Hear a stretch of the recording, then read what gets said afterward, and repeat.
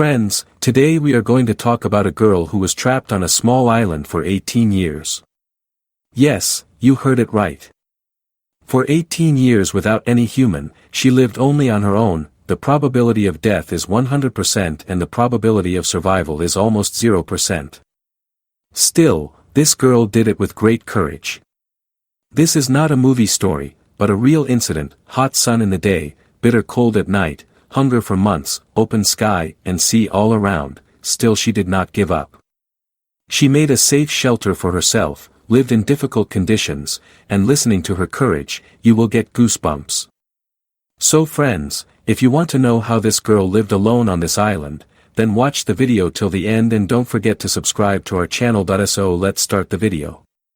This story starts, it was the year of 1835 and she had been living on San Nicolas Island. At that time, there were about 200 to 300 people living on this small island.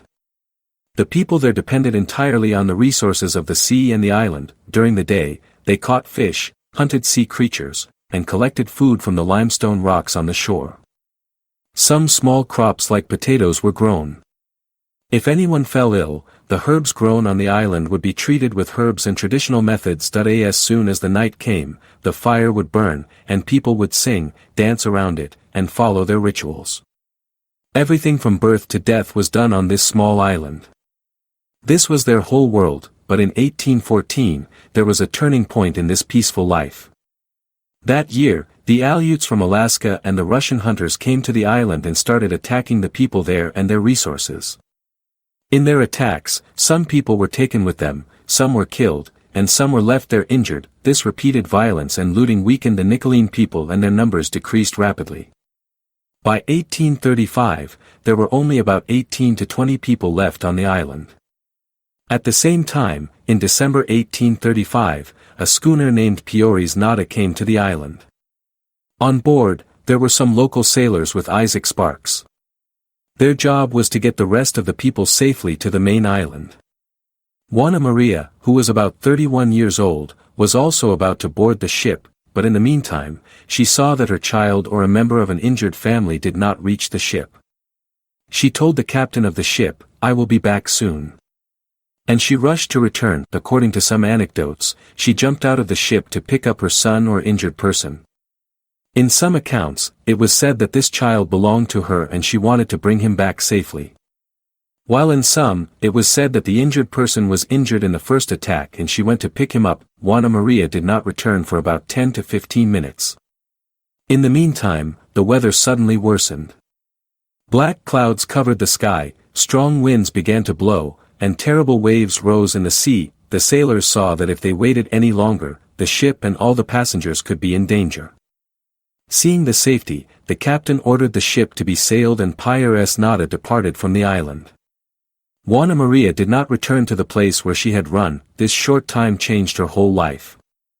A moment ago, she was in the middle of her community and the next moment she was alone, insecure and without any companion. This was the night from which Juana Maria's most dangerous life lesson began. She did not know that now she would spend 18 years alone on this small island. Juana Maria was now completely alone. There was only an open sky around her, an endless sea spreading far and wide, and a small piece of land in the middle, which had now become her whole world. She spent the first night in an old hut there. Amidst the sounds of cold winds and waves, she kept thinking all night about what would happen next. As soon as morning came, she realized that whatever was lying here from the beginning, broken utensils, some sticks, and torn clothes, would be gone in a few days. Now she would have to do everything on her own. And this was the day when her real test began. With time, she first learned that the salty water of the sea is not drinkable. So whenever it rained from the sky, she would make round pits with the help of stones on the ground and would lay leaves on them and collect water. When the rain stopped, the same pits would become the source of her drink. She would keep the remaining water in the small utensils she had so that she could use it when it got dry for a few days. Every morning, she would go to the shore of the sea to eat. Sometimes, she would catch the fish stuck in the rocks. Sometimes, she would take out the shellfish and seed stuck to the rocks, and when nothing was available, she would pluck the white roots of the small plants and eat them. Sometimes, her hunger would increase so much that she would be forced to eat the eggs of insects, frogs, and birds. There were days when she did not have anything to eat, but she never gave up. Her life was now only on one goal.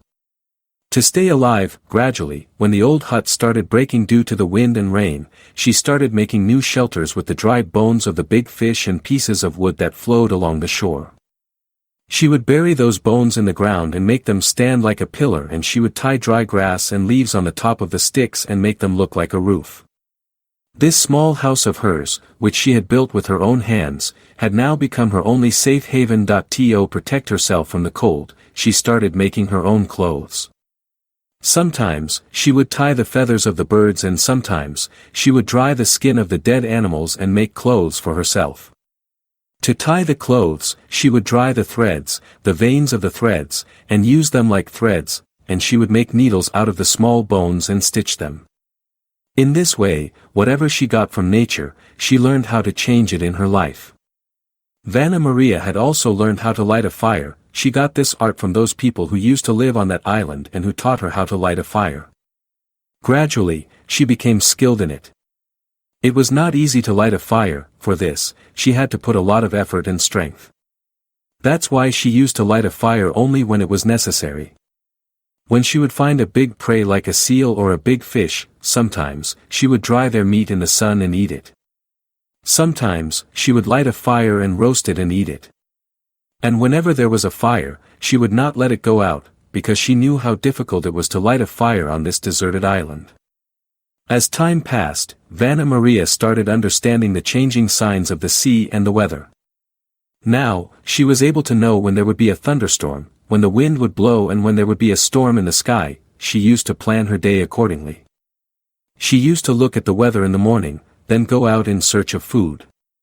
In the afternoon, she used to sit by the shore and look at the waves in the evening so that her mind could find some peace. To avoid loneliness, she used to keep her mind busy with her work. She used to aim for something every day. These small successes kept her life moving forward. Sometimes, she used to talk to a bird. Sometimes, she used to communicate with the waves of the sea as if they were her companions. After 4 to 5 years, Vanna Maria had now become a living woman. She learned to make tools out of conch and bones. She made ropes out of shovels and plants and strengthened her shelter much more than before. She floated on the shore many times and tried new things, like making thorns out of small bones and trying to catch fish or making tools out of conch. Though the things she made were ordinary, they fulfilled all the needs of life.